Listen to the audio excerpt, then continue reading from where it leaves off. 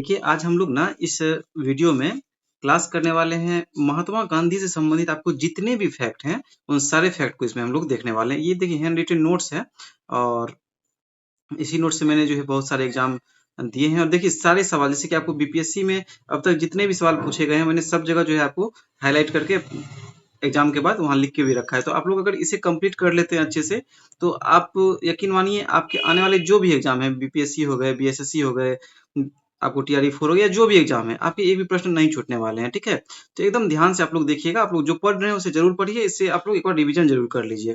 ठीक है, और नए चैनल पर नए होंगे तो सब्सक्राइब जरूर कीजिएगा और आपको क्लास कैसा लगा आप लोग बाद में हमें फीडबैक जरूर दीजिएगा। ठीक है, देखिए यहाँ पे तो सबसे पहला जो है ना, देखिए यहाँ पे मैंने जो आपको क्रम वाइज लिखा है, जैसे कि आपको बहुत सारे प्रश्नों में मिलान करने के लिए भी दिया जाता है। ठीक है, कि ये जो है मतलब घटना जो है ये किस ईस्वी में हुआ था और ये किस ईस्वी में हुआ था, उसके बाद फिर एबीसीडी करके आपको दिया जाता है। इस तरह हम आगे अभी देखेंगे। तो महात्मा गांधी का जो है, महात्मा गांधी से संबंधित सबसे पहले हम लोग बेसिक और दक्षिण अफ्रीका से संबंधित इनके चीजों को देखते हैं। तो बेसिक में देखिए सबसे पहले कि महात्मा गांधी का पूरा नाम क्या था, तो मोहनदास करमचंद गांधी। इनकी माता, पिता और पत्नी तीनों मैंने एक साथ लिखा है, शॉर्ट में एकदम नोट है। तो माता का नाम क्या था, तो पुतली बाई इनकी माता का नाम था। और पिता का नाम क्या था, तो करमचंद गांधी। और इनकी पत्नी का नाम क्या था, तो कस्तूरबा गांधी नाम था। ठीक है, बिल्कुल इसे ध्यान रखिएगा आप लोग। एकदम टू द पॉइंट फैक्ट है जो आपके एग्जाम में आने वाले हैं। अब देखिए दक्षिण अफ्रीका प्रस्थान, यानी दक्षिण अफ्रीका ये कब गए थे महात्मा गांधी, तो दक्षिण अफ्रीका जो महात्मा गांधी गए थे, ये गए थे आपको 1893 ईस्वी में। कब गए थे, 1893, 1893। ठीक है, और क्यों गए थे ये, तो ये गए थे दादा अब्दुल्ला के केस लड़ने के लिए। दादा अब्दुल्ला जो है ये आपको गुजरात के एक व्यापारी थे, इन्हीं का जो है केस लड़ने के लिए ये जो है आपको दक्षिण अफ्रीका गए थे। ये देखिए बीपीएससी प्रीलिम्स में पूछा गया सवाल है।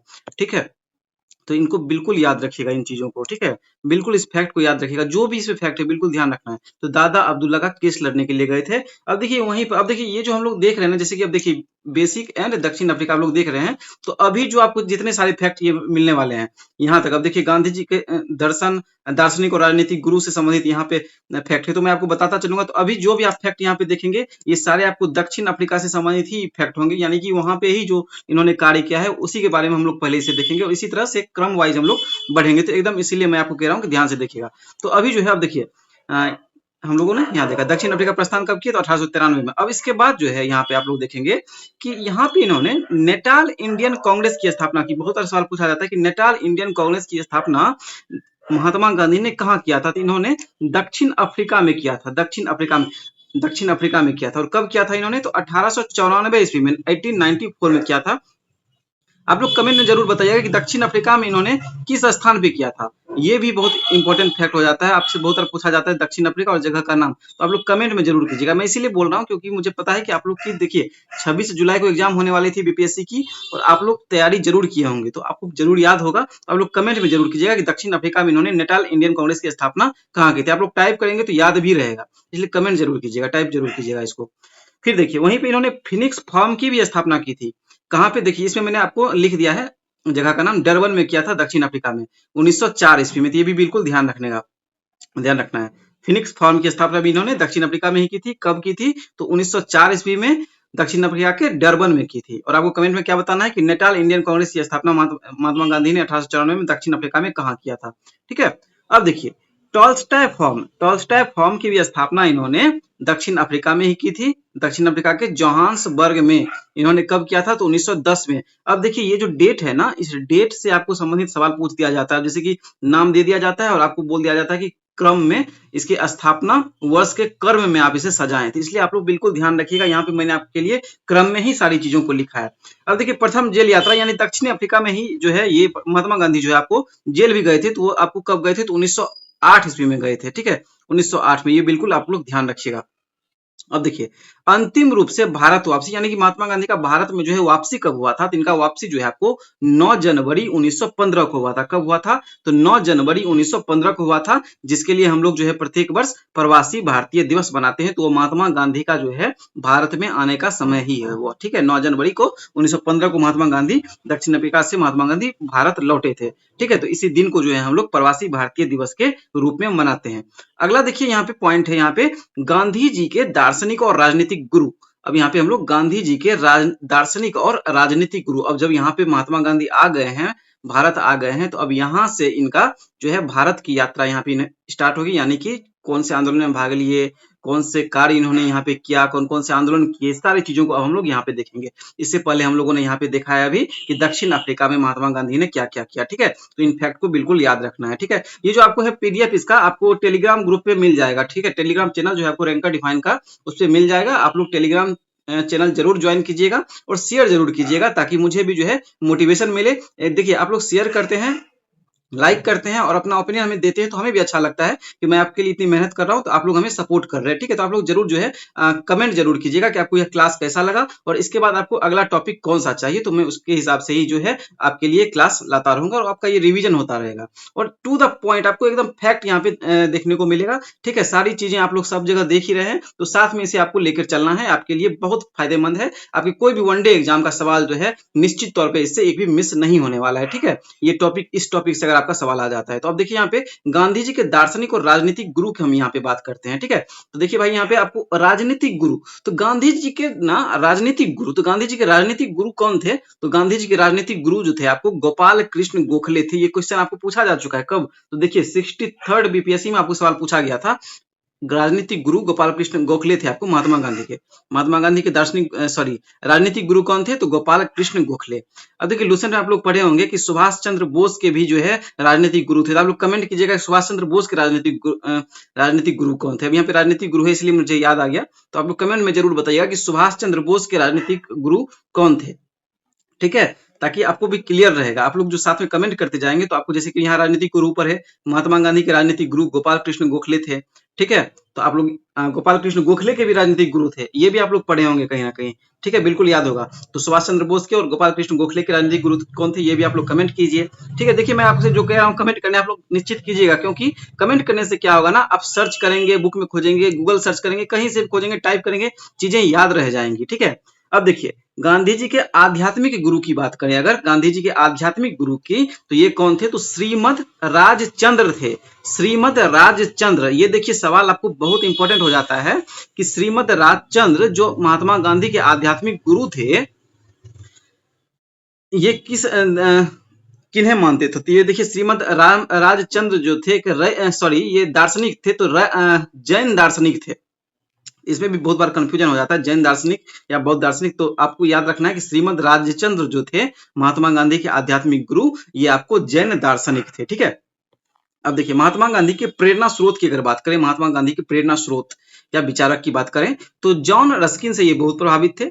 जॉन रस्किन की इन्होंने पुस्तक जो है आपको पढ़ी थी अनटू दिस लास्ट, और यहीं से इन्हें जो है सर्वोदय की अवधारणा जो है इन्होंने यहीं से ली थी। सर्वोदय की अवधारणा जो है आपको जॉन रस्किन के पुस्तक से ही महात्मा गांधी ने इस अवधारणा को लिया था, ठीक है। तो बिल्कुल ध्यान रखिएगा, आपको अगर पूछा जाता है John Ruskin unto this last पुस्तक जो है, इसके लेखक कौन है? तो जॉन रस्किन है, ठीक है। क्योंकि महात्मा गांधी के इर्द गिर्द से जो सवाल हैं आपको पूछे जाते हैं, तो इसलिए आप लोग बिल्कुल ध्यान रखिएगा, अनटू दिस लास्ट पुस्तक के लेखक जॉन रस्किन है। अब देखिए यहाँ पे एक बुक है, यहाँ पे अहिंसा और सत्याग्रह की प्रेरणा, तो यहाँ पे देखिए अहिंसा और सत्याग्रह की प्रेरणा जो है आपको महात्मा गांधी ने कहाँ से लिया था? तो लियो टॉल्स्टॉय की बुक थी, वहां से लिया था। ये कौन सी बुक थी, ये आप लोग कमेंट कीजिए, ठीक है। यहाँ मैंने छोड़ दिया है इस चीजों को, तो आप लोग बिल्कुल इसे कमेंट में जरूर बताइएगा। अगला देखिए यहाँ पे सविनय अवज्ञा का विचार, सविनय अवज्ञा की विचार जो है आपको डेविड थारो से लिया गया था। ये आपको महात्मा गांधी ने सविनय अवज्ञा का जो विचार लिया था, डेविड थारो इससे संबंधित है। अब देखिए यहाँ पे साबरमती आश्रम की स्थापना, ये भी बहुत इंपॉर्टेंट हो जाता है, बहुत बार पूछा गया सवाल है। यहाँ देखिए बीपीएससी प्रीलिम्स से पूछा गया सवाल है ये, ठीक है। अब देखिए 1915 में जो है, 1915 में आपको अहमदाबाद के कोचरब में, अहमदाबाद के किस जगह पे? तो कोचरब में जो है आपको महात्मा गांधी ने साबरमती आश्रम की स्थापना की थी। 1915 में अहमदाबाद के कोचरब में इन्होंने साबरमती आश्रम की स्थापना की थी, और 1917 में ना साबरमती नदी के तट पर इसे स्थानांतरित किया गया था। तो ये बिल्कुल याद रखने वाली चीज है, ठीक है। तो सबसे पहले जो है ना आपको स्थापना कहाँ हुई थी इसकी? तो अहमदाबाद में हुई थी। कहाँ पे? अहमदाबाद में, बिल्कुल ध्यान रखिएगा। सबसे पहले जो है आपको साबरमती आश्रम की स्थापना 1915 में ही की गई थी। कहाँ पे? तो कोचरब में की गई थी, ठीक है, कोचरब में। और 1917 में साबरमती नदी के तट पर इसे स्थानांतरित किया गया था। बीपीएससी प्रीलिम्स में यह पूछा गया सवाल है। अब देखिए यहाँ पे जो है ना, आपको जो बिहार कनेक्शन मैंने यहाँ पे लिखा है, ये बिल्कुल याद रखिएगा। यहाँ से 100% सवाल आपको हर एक एग्जाम में, आपको बिहार के एग्जाम में बनते हैं, ठीक है। तो बिहार कनेक्शन मैंने इसलिए लिखा है कि महात्मा गांधी, जो आपको याद ही है कि चंपारण सत्याग्रह यहाँ पे इन्होंने किया था, और पहला सत्याग्रह जो था इनका, यही चंपारण सत्याग्रह था। और ये कब हुआ था? तो आपको चंपारण सत्याग्रह 1917 ईस्वी में हुआ था। बिल्कुल याद रखिएगा, बीपीएससी के लिए एकदम हॉट टॉपिक है, प्री और मेंस दोनों के लिए, ठीक है। यहाँ तो मैंने आपको शॉर्ट्स में लिखा है एकदम प्रीलिम्स के लिए, लेकिन आपको मेंस में भी जो है ये चंपारण सत्याग्रह से एकदम टू द पॉइंट हर एक चीज को पढ़ जाना है। वहां पे आपको बिल्कुल मिस नहीं करना है, यहाँ से आपको क्वेश्चन बनते ही बनते हैं। तो अब देखिए चंपारण सत्याग्रह से संबंधित हम चीजों को देखते हैं यहाँ पे।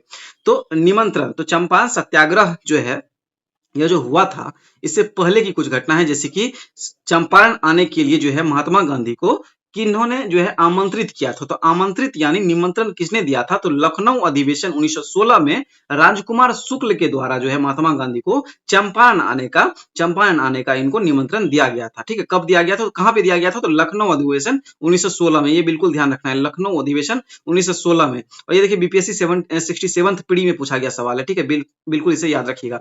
ये नोट्स है, और मैंने देखिए जब जब एग्जाम हुआ है तब तक का मैंने उठाया है, और अपने नोट्स में मैंने इसे नोट किया था। ऐसे ऐसे ये पूछा गया है। तो हो सकता है, देखिए यहाँ ये पूछा गया है, तो हो सकता है कि आपसे कोई किसी और लाइन से सवाल पूछ लिया जाए, तो बिल्कुल इसे ध्यान रखना है।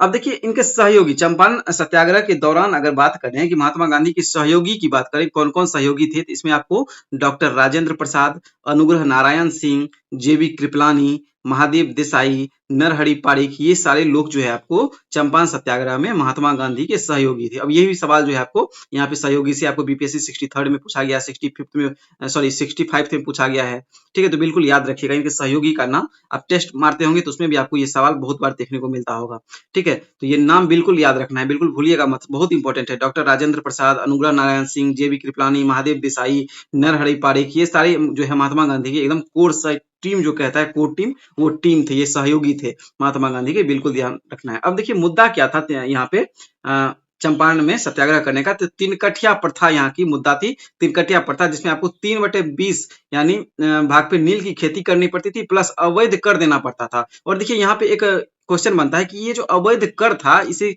किस नाम से जाना जाता है? तो इसे अबबाब के नाम से जाना जाता था, अबबाब। ये बिल्कुल ध्यान रखिएगा, अबबाब के नाम से जाना जाता था। ये क्वेश्चन जो 3/20 वाला, ये आपको बीपीएससी 66 में पूछा गया सवाल है, ठीक है। तो हो सकता है इससे आपसे अवैध कर पूछ दिया जाए कि तीन कठिया जो सॉरी नील की खेती के दौरान जो आपको कर दिया जाता था, इस कर को किस नाम से जाना जाता है? तो अब बाब कर के नाम से जाना जाता है। आपको ये क्लास कैसा लगा आप लोग जरूर बताइएगा, क्योंकि बहुत ही अच्छे से इसको लिखा गया है।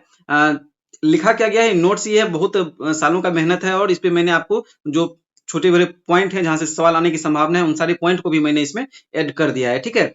और इसके पीडीएफ आपको टेलीग्राम ग्रुप पे मिल जाएंगे, तो आप लोग बिल्कुल वहां ज्वाइन कर लीजिएगा टेलीग्राम ग्रुप, और वहां से डाउनलोड कर लेंगे, ठीक है। शेयर जरूर कीजिएगा ताकि मुझे भी मोटिवेशन मिल सके। मैंने आपको इससे पहले भी बोला है ये बात, और मैं इसी तरह से कंटिन्यू ये क्लास लाता रहूं आप लोगों के लिए। और देखिए एग्जाम तक जो है ना, इसी तरह के आपको सारे टॉपिक जो है मिलते रहेंगे। अब देखिए यहाँ पे बतख मियाँ घटना, ये बतख मियाँ घटना क्या थी? कुछ दिन पहले आपको न्यूज में भी था ये, ठीक है। तो मोतिहारी में रसोइये थे एक बतख मियाँ, जो दूध में जहर से गांधी जी की जान बचाई थी। दूध में जहर दिया गया था गांधी जी को, की हत्या की प्रयास की गई थी, तो इसी से इन्होंने बचाया था। किसने? तो बतख मियाँ ने। ये भी सवाल आपको पूछा गया है 68 बीपीएससी में। तो इस चंपारण सत्याग्रह का परिणाम क्या हुआ? तो तीन कठिया समाप्त कर दिया गया, 25% अवैध कर जो है किसानों को वापस मिला, ठीक है। और देखिए कुछ फैक्ट है यहाँ पे कि चंपारण एग्रीगेरियन कमेटी बनी थी, जिसमें जो है गांधी जी इसके सहयोगी थे, और अध्यक्ष जो थे इसके एफजी सलाई थे। गांधी जी देखिए बिहार कब आए थे? तो गांधी जी बिहार आए थे, आपको पटना पहुंचे थे 10 अप्रैल 1917 को। कहां से पहुंचे थे? तो कलकत्ता से। बहुत इंपॉर्टेंट टॉपिक है ये, सॉरी पॉइंट है ये, बिल्कुल याद रखिएगा। गांधी जी जो चंपारण आए थे या बिहार आए थे, तो ये किस स्थान से आए थे? ये कलकत्ता से आए थे। कलकत्ता से आए थे। कहां से आए थे? तो कलकत्ता से आए थे। पटना आए थे 10 अप्रैल 1917 को। कहां से? तो कलकत्ता से। बिहार में इन्होंने समय गुजारा कितने दिन? तो 7 महीने का इन्होंने समय गुजारा। चंपारण की धरती पर इन्होंने कदम कब रखा था पहली बार? तो 15 अप्रैल 1917 को। और देखिए एक क्वेश्चन और बनता है कि पटना से ये कहाँ गए थे? तो मुजफ्फरपुर की इन्होंने यात्रा की थी। मैंने इसे काट दिया है क्योंकि ये डेट मिसमैच हो गया था थोड़ा सा, तो ये याद रखिएगा। पटना से इन्होंने मुजफ्फरपुर की यात्रा की थी और 10 अप्रैल को ये पटना आए थे। और चंपारण की धरती पर जो कदम रखा था इन्होंने 15 अप्रैल 1917 को रखा था। अब देखिए गांधी जी की पहली सार्वजनिक उपस्थिति के बारे में बात करें। ये देखिए डेट थोड़ा सा मैंने इसे नीचे रख दिया क्योंकि बाद में फैक्ट मुझे याद आया था कि गांधी जी की सार्वजनिक उपस्थिति जो इंडिया में हुई थी वो वर्ष 1916 में हुई थी। कहाँ पे? तो बीएचयू में। और बीएचयू के यहाँ पे संस्थापक आपको मदन मोहन मालवीय से संबंधित है, बिल्कुल ध्यान रखिएगा। ये भी सवाल आपको पूछा जा चुका है बीपीएससी में। अब देखिए भारत में प्रमुख आंदोलन की अगर बात करते हैं, भारत में प्रमुख आंदोलन गांधी जी के द्वारा शुरुआती आंदोलन कौन कौन से थे और खिलाफत और असहयोग की इसमें क्या क्या जो है इससे जुड़े हुए फैक्ट है, तो इसे हम लोग देखते हैं। तो प्रारंभिक आंदोलन से असहयोग तक को यहाँ पे हम लोग देखने वाले हैं। तो अहमदाबाद मिल मजदूर, अहमदाबाद मिल मजदूर, इसका नाम आपने सुना है। ये कब हुआ था? तो 1918 में हुआ था। पहली बार भूख हड़ताल इसमें की गई थी और मुद्दा क्या था? तो प्लेग बोनस का इसमें मुद्दा उठाया गया था। ये बिल्कुल ध्यान रखना है, बहुत इंपॉर्टेंट क्वेश्चन है। प्लेग बोनस कौन सा? तो प्लेग जो बीमारी होती है, प्लेग बोनस का इसमें मुद्दा उठाया गया था। अहमदाबाद मिल मजदूर 1918, गुजरात, अहमदाबाद गुजरात। ठीक है, तो वहीं के मिल मजदूर के लिए इन्होंने जो है यहाँ पे पहली बार भूख हड़ताल इन्होंने किया था। मुद्दा क्या था? तो प्लेग बोनस मुद्दा। देखिए थोड़ी सी गाड़ी की आवाज जो आपको आ रही होगी क्योंकि शाम के टाइम में मैं ये वीडियो बना रहा हूँ, तो थोड़ी सी यहाँ पे आवाजाही कुछ ज्यादा होती है, तो अगली बार से मैं इस चीजों का ध्यान रखूंगा। आगे देखिए यहाँ पे खेरा सत्याग्रह। खेरा सत्याग्रह जो है आपको 1918 में हुआ था। इसमें जो है भारत का पहला वास्तविक किसान यह सत्याग्रह इसे माना जाता है। भारत का पहला वास्तविक किसान सत्याग्रह, बिल्कुल ध्यान रखिएगा। भारत का पहला वास्तविक किसान सत्याग्रह किसे माना जाता है? तो खेरा सत्याग्रह को। और ये कब हुआ था? तो 1918 में हुआ था। अब देखिए रॉलेट एक्ट विरोध यह कब किया गया था? तो 1919 में। और ये रॉलेट एक्ट विरोध क्यों हुआ था? आप लोग को याद होगा, जलियांवाला बाग हत्याकांड जो हुई थी आपको 13 अप्रैल 1919 को हुई थी और इसी के विरोध में जो है आपको ये रॉलेट एक्ट हुआ था। और गांधी जी ने सत्याग्रह सभा इसमें बनाई थी। इसके लिए जो इन्होंने सत्याग्रह सभा बनाई थी। अब देखिए असहयोग आंदोलन ये कब हुआ था? तो आपको 1920 से 22 ईस्वी में हुआ था। शुरुआत इसकी कब हुई थी? तो 1 अगस्त 1920 को हुई थी और इसी दिन जो है बाल गंगाधर तिलक का निधन भी हुआ था। असहयोग आंदोलन की जिस दिन शुरुआत हुई थी 1 अगस्त 1920 को, इसी दिन जो है आपको बाल गंगाधर तिलक का निधन हुआ था। बहुत इंपॉर्टेंट फैक्ट है, बिल्कुल ध्यान रखना है। ठीक है, अब देखिए गांधी जी ने केसरे हिंद की उपाधि लौटाई थी कब? तो असहयोग आंदोलन के दौरान। अब यहाँ पे देखिए चौरी चौरा कांड ये कब हुआ था? तो 5 फरवरी 1922। ये भी सवाल पूछा गया है। इसके कारण जो है 12 फरवरी 1922 को आंदोलन वापस लिया गया था। इसमें आपको याद होगा घटना कि पुलिस थाने में आग लगा दी गई थी, जिससे गांधी जी आहत होकर जो है इसका असहयोग आंदोलन को इन्होंने वापस ले लिया था। 5 फरवरी 1922 को चौरी चौरा कांड की घटना हुई थी और गांधी जी ने असहयोग आंदोलन वापस कब ले लिया? तो 12 फरवरी को इन्होंने जो है अपना आंदोलन वापस ले लिया। 65 बीपीएससी में पूछा गया सवाल है। अब देखिए दांडी मार्च और सविनय अवज्ञा आंदोलन। तो दांडी मार्च जो है आपको 12 मार्च से 6 अप्रैल 1930 तक चला था। ये बिल्कुल याद रखिएगा, ये समय भी आपको पूछा गया है बहुत बार। ठीक है, कि दांडी मार्च जो है कब से कब तक चली थी? तो 12 मार्च से लेकर 6 अप्रैल 1930 तक। और इसकी यात्रा जो है इन्होंने साबरमती से दांडी, यानी साबरमती कहाँ है आपको? साबरमती भी गुजरात में ही है और दांडी जो है गुजरात। तो यहाँ से साबरमती से इन्होंने दांडी की यात्रा की थी। और कितने दिनों में यात्रा की थी इन्होंने? 24 दिन में। और कितने मील ये चले थे? तो 240 मील चले थे, लगभग 385 किलोमीटर। ये बिल्कुल ध्यान रखिएगा, ये 24 दिन वाला भी सवाल आपसे पूछा गया है। ठीक है, अब देखिए गांधी जी के जो इसमें अनुयायी थे इस दांडी मार्च के दौरान, तो कितने अनुयायी थे? तो गांधी जी के अनुयायी जो यहाँ पे थे आपको 78 अनुयायी थे। ठीक है, 78 चुने हुए साथी थे।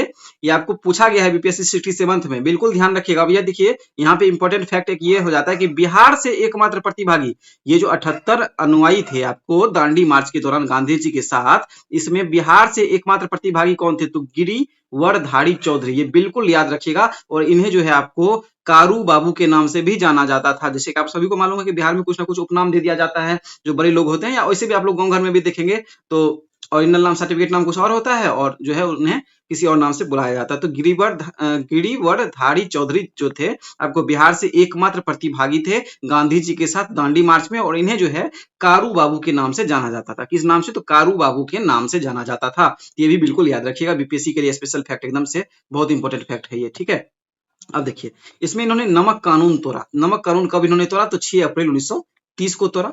सुभाष चंद्र बोस ने तुलना की। तो देखिए ये जो यात्रा थी ना दांडी यात्रा, इस दांडी यात्रा की तुलना सुभाष चंद्र बोस ने नेपोलियन के पेरिस मार्च और मुसोलिनी के रोम मार्च से की थी। ठीक है, तो ये भी सवाल पूछा जाता है कि नेपोलियन के पेरिस मार्च से गांधी जी के दांडी मार्च की तुलना करने वाले व्यक्ति कौन थे? तो सुभाष चंद्र बोस थे। या फिर मुसोलिनी के रोम मार्च से गांधी जी के दांडी मार्च की तुलना करने वाले व्यक्ति कौन थे? तो ये भी आपको सुभाष चंद्र बोस थे। इन दोनों ही मार्च से तुलना करने वाले कौन थे? तो सुभाष चंद्र बोस थे। बिल्कुल ध्यान रखिएगा। अब देखिए, गांधी इरविन समझौता की अगर बात करें तो आपको कब हुई थी? तो 5 मार्च 1931 को हुई थी। इसे दिल्ली समझौता के नाम से भी जाना जाता है। अगर कहीं पे रखा रहे दिल्ली समझौता तो बिल्कुल याद रखिएगा, इसे गांधी इरविन समझौता कहा जाता है या दिल्ली समझौता, ये दोनों एक ही है। और ये कब हुआ था? तो 5 मार्च 1931। ये डेट सब बिल्कुल याद रखिएगा, क्योंकि आपसे बहुत बार ना जैसे गांधी इरविन समझौता दे दिया, फिर आपको असहयोग आंदोलन दे दिया, भारत छोड़ो आंदोलन दे दिया और बोल दिया जाएगा कि क्रम में सजाने के लिए, इसके मतलब घटना क्रम में सजाने के लिए। तो इसलिए आपको ये डेट याद होना चाहिए, क्योंकि घटना क्रम में सजाने के लिए आपको डेट जो है यहाँ पे इंपॉर्टेंट आता है। डेट अगर आप लोग निकाल लेंगे तो आप लोग जो है इसे मिला सकते हैं। अब देखिए, गोलमेज, पूना पैक्ट और 1942 आंदोलन, इन तीनों को हम लोग इस वाले ग्राफ में देखते हैं। अब देखिए, 1931 से 1942 तक के ऐतिहासिक तथ्य। तो द्वितीय गोलमेज सम्मेलन ये कब हुआ था? तो आपको 7 सितंबर 1931 से 1 दिसंबर 1931 तक। आप लोग को पहला और दूसरा गोलमेज सम्मेलन याद है क्या? पहला और दूसरा गोलमेज सम्मेलन कब हुआ था? कमेंट में जरूर बताइएगा आप लोग। पहला और दूसरा गोलमेज सम्मेलन का डेट क्या था? द्वितीय गोलमेज सम्मेलन देखिए क्यों यहाँ पे लिखा गया है, वो इसीलिए क्योंकि पहली बार कांग्रेस के प्रतिनिधि के रूप में गांधी जी ने इसमें भाग लिया था। किसमें? तो द्वितीय गोलमेज सम्मेलन में ही भाग लिया था गांधी जी ने। कांग्रेस के प्रतिनिधि के रूप में गांधी जी ने किस गोलमेज सम्मेलन में भाग लिया? तो द्वितीय गोलमेज सम्मेलन, बिल्कुल याद रखना है। और ये द्वितीय गोलमेज सम्मेलन कब हुआ? बिल्कुल डेट याद रखिएगा, क्योंकि गांधी जी ने इसमें भाग लिया है। तो 7 सितंबर 1931 से 1 दिसंबर 1931 तक ये द्वितीय गोलमेज सम्मेलन चला था। गांधी जी ने कांग्रेस के एकमात्र प्रतिनिधि के रूप में इसमें भाग लिया था। और ये जो लंदन गए थे, ये SS राजपुताना जहाज से लंदन गए थे। और ये 66 प्री में पूछा गया है। और ये आए किस जहाज से थे? आप लोग कमेंट में बताएंगे कि आए किस जहाज से थे, क्योंकि मुझे पता है कि आप लोग को ये जरूर याद होगा ये फैक्ट। और ये लूसेंट में लिखा गया है कि किस जहाज से वापस आए थे। आप लोग कमेंट में ये बताएंगे, इसीलिए मैं इसे छोड़ दिया हूँ। ठीक है, आप लोग जरूर बताइएगा कि कमेंट में ये वापस महात्मा गांधी जो है किस जहाज से आए थे। गए तो थे आपको SS राजपुताना से, लेकिन आए थे किस जहाज से, ये भी जो है इंपॉर्टेंट हो जाता है। तो आप लोग बिल्कुल कमेंट जरूर कीजिएगा।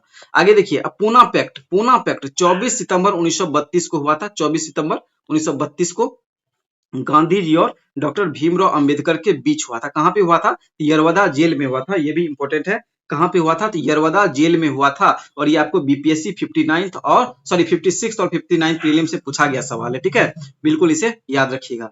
मुझे उम्मीद है कि आपको ये सेशन जरूर पसंद आएगा। और कुछ भी अगर आपको लगे ऐसा कि इसमें ऐड करना चाहिए या फिर कुछ आपको त्रुटि लगे तो आप लोग कमेंट जरूर कीजिएगा, एकदम बेहिचक कमेंट कीजिएगा, क्योंकि आगे हम लोग इसी तरह से बहुत सारे फैक्ट देखने वाले हैं एग्जाम तक पर डे। ठीक है, अगर पर डे नहीं भी हो तो आपको एक दिन गैप करके अल्टरनेट आपको ऐसा क्लास दिया जाएगा। और बहुत इंपॉर्टेंट आपको क्लास है ये। ठीक है, बिल्कुल याद रखिएगा, जो भी प्रीलिम्स के आपको फैक्ट हैं सारे आपको इसमें करवा दिए गए हैं। आपके जितने भी वनडे एग्जाम होंगे सब में आपको ये काम आने वाले हैं। अब देखिए, व्यक्तिगत सत्याग्रह की बात करते हैं। तो व्यक्तिगत सत्याग्रह जो है आपको 1940 में हुआ था। और ये प्रथम सत्याग्रही जो थे आपको व्यक्तिगत सत्याग्रह के कौन थे? तो विनोबा भावे थे। कौन थे?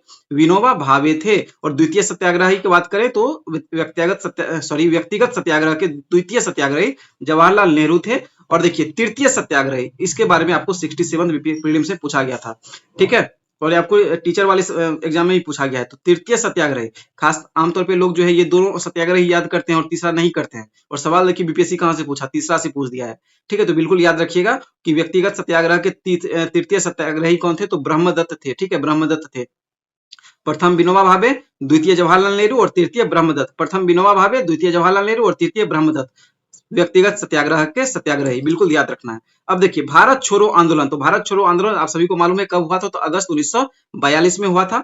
कब हुआ था? तो 8 अगस्त 1942 को मुंबई के ग्वालियर टैंक मैदान से करो या मरो का इसी में नारा दिया गया था। तो ये भी सवाल इंपॉर्टेंट हो जाता है कि करो या मरो का नारा महात्मा गांधी ने कौन से आंदोलन में दिया था? असहयोग आंदोलन, भारत छोड़ो आंदोलन, या फिर और भी कोई आंदोलन आपको दे दिया जाएगा 2-3। तो आप बिल्कुल याद रखिएगा, भारत छोड़ो आंदोलन के दौरान मुंबई के ग्वालियर टैंक मैदान से करो या मरो का नारा महात्मा गांधी के द्वारा दिया गया था। ये देखिए BPSC 64 में पूछा गया सवाल है। गांधी जी को गिरफ्तार कर आगरा का पैलेस में रखा गया था। इसी भारत छोड़ो आंदोलन के दौरान जब आपको महात्मा गांधी को गिरफ्तार किया गया था तो गिरफ्तार करके कहाँ रखा गया था, तो आगम खां पैलेस जो कि आपको पुणे में है, यहाँ रखा गया था। ये सवाल आपको पूछा गया है बीपीएससी 69 में। अब देखिए प्रकाशन, संस्थाएं और उपाधियों से संबंधित यहाँ पे फैक्ट देखते हैं, और गांधी जी की रचनाएं और इसमें उपाधियां हम लोग सबसे पहले देखते हैं। तो समाचार पत्र और पत्रिकाएं देखिए, तो इंडियन ओपिनियन नामक जो है आपको, इंडियन ओपिनियन नामक पत्रिका, इसकी जो है आपको दक्षिण अफ्रीका में, इसे हम लोग देख चुके हैं, 1903 में इन्होंने निकाला था। फिर आपको यंग इंडिया जो है 1919 में निकाला था, और ये किस भाषा में था, तो अंग्रेजी भाषा में। ये याद रखिएगा किस भाषा में, ये इंपॉर्टेंट हो जाता है। फिर नवजीवन की जो है इन्होंने शुरुआत की थी, कब, तो 1919 में की थी, और ये किस भाषा में था, तो गुजराती भाषा में था। हरिजन नामक पत्रिका की जो है इन्होंने शुरुआत की थी, कब, तो 1933 में, और ये देखिए अंग्रेजी, हिंदी और गुजराती तीनों भाषा में था। इसमें हो सकता है चौथा ऑप्शन देके पूछ दिया जाए कि किस भाषा में नहीं था, इसलिए आप लोग हिंदी, अंग्रेजी और गुजराती याद रखेंगे। अब देखिए इनसे संबंधित प्रमुख पुस्तकों की अगर बात करें, तो आपको हिंद स्वराज इनके प्रमुख पुस्तक में एक है जो इन्होंने लिखा था, और 1909 ईस्वी में इसका जो है प्रकाशन हुआ था। मूल रूप से गुजराती में यह बुक जो है लिखी गई थी। हिंद स्वराज जो है मूल रूप से किस भाषा में लिखी गई थी, तो गुजराती भाषा में लिखी गई थी, बिल्कुल याद रखना है। अब देखिए सत्य के प्रयोग जो है महात्मा गांधी की आत्मकथा है, ये इन्होंने लिखा था, और इसी को जो है इंग्लिश में माय एक्सपेरिमेंट्स विद ट्रूथ कहते हैं। सवाल पूछा भी जा चुका है, तो बिल्कुल याद रखिएगा। अब देखिए यहाँ पे ऑल इंडिया हरिजन सेवक संघ की स्थापना, ऑल इंडिया हरिजन सेवक संघ की स्थापना जो है आपको कब हुई थी, तो ये आपको 1932 में की गई थी। कब की गई थी, तो 1932 में की गई थी ऑल इंडिया हरिजन सेवक संघ, बिल्कुल याद रखिएगा ऑल इंडिया हरिजन सेवक संघ। इसमें जितने भी डेट हैं एकदम याद रखिएगा, क्योंकि आपको घटनाक्रम जब पूछा जाएगा तो आपको वो डेट बिल्कुल याद रखना है, ठीक है। अब देखिए कांग्रेस की अध्यक्षता, तो कांग्रेस की अध्यक्षता केवल एक बार इन्होंने किया था, कहां पे, तो बेलगाम अधिवेशन में। बेलगाम कहां पड़ता है, कर्नाटक में 1924 में। तो कांग्रेस की अध्यक्षता इन्होंने एक बार की थी, कहां पे, तो बेलगाम अधिवेशन कर्नाटक में 1924 ईस्वी में। ये आपको बीपीएससी 69 प्री में पूछा गया सवाल है, बिल्कुल याद रखिएगा। अब देखिए महात्मा गांधी को कौन कौन सी उपाधियां मिली थी, तो सबसे पहले हम लोग देखते हैं महात्मा की उपाधि। तो महात्मा गांधी में जो हम लोग गांधी जी में जो महात्मा लगाते हैं, यानी महात्मा गांधी, तो ये महात्मा शब्द जो है, महात्मा उपाधि जो है इन्होंने, सॉरी किसने इन्हें दिया था, तो रविंद्रनाथ टैगोर ने जो है महात्मा गांधी को महात्मा की उपाधि दी थी। कब, तो चंपारण सत्याग्रह होने के बाद इन्होंने जो है रविंद्रनाथ टैगोर ने गांधी जी को महात्मा की उपाधि दी थी, और उसके बाद ये महात्मा गांधी कहलाने लगे। अब देखिए राष्ट्रपिता की उपाधि, राष्ट्रपिता कहते हैं ना हम लोग, महात्मा गांधी हमारे राष्ट्रपिता। तो राष्ट्रपिता की भी उपाधि जो है आपको किसने दी थी, तो सुभाष चंद्र बोस ने दी थी। और कब दी थी इन्होंने, तो 4 जुलाई 1944 को। कब, तो सिंगापुर रेडियो से, ये रेडियो के द्वारा, रेडियो पे इन्होंने जो है इस बात को बोला था सुभाष चंद्र बोस ने कि महात्मा गांधी हमारे राष्ट्रपिता है, या इससे जो है राष्ट्रपिता कहकर संबोधित इन्होंने जो है सुभाष चंद्र बोस ने महात्मा गांधी को किया था। कब, तो 4 जुलाई 1944 ईस्वी को, ठीक है, 4 जुलाई 1944 ईस्वी को, बिल्कुल याद रखना है। अब देखिए अर्धनग्न फकीर की उपाधि जो है किसने दी थी, तो विंस्टन चर्चिल ने दी थी। किसने, तो विंस्टन चर्चिल ने महात्मा गांधी को अर्धनग्न फकीर कहा था। बहुत इंपॉर्टेंट क्वेश्चन है आपको, ये भी आपको टीआरई वाले एग्जाम में पूछा गया है, आपको बीएसएससी में पूछा गया है, बहुत जगह यह सवाल पूछा गया है। अब देखिए वन मैन बाउंड्री फोर्स, इस की उपाधि जो है, ये भी उपाधि जो है महात्मा गांधी को ही दी गई थी, और ये किसके द्वारा दी गई थी, तो लॉर्ड माउंटबेटन के द्वारा यह उपाधि महात्मा गांधी को दी गई थी, वन मैन बाउंड्री फोर्स की उपाधि, ठीक है। तो इसी के साथ महात्मा गांधी से जुड़े हुए जितने भी फैक्ट थे मैंने आपको यहाँ पे करवा दिए हैं। उम्मीद करते हैं आपको यह क्लास जो है जरूर अच्छा लगेगा। आपके ओपिनियन जिस भी तरह के हो आप लोग हमें कमेंट जरूर कीजिएगा, और जो भी मैंने आपसे सवाल पूछे हैं आप लोग कमेंट में जरूर बताइए, और आपको यह क्लास कैसा लगा आप लोग जरूर बताइएगा, ठीक है। अगला टॉपिक कौन सा होना चाहिए ये भी आप लोग कमेंट में जरूर लिखेंगे, ठीक है। शेयर कीजिए, आप लोग ज्यादा से ज्यादा लाइक कीजिए, ताकि हमें भी जो है प्रेरणा मिले और हमें भी अच्छा लगे कि मैं इस तरह के और भी क्लास आप लोगों के लिए लाता रहूं, ठीक है। चलिए हम लोग मिलते हैं किसी अगले क्लास में इसी तरह के टॉपिक को लेके, ओके।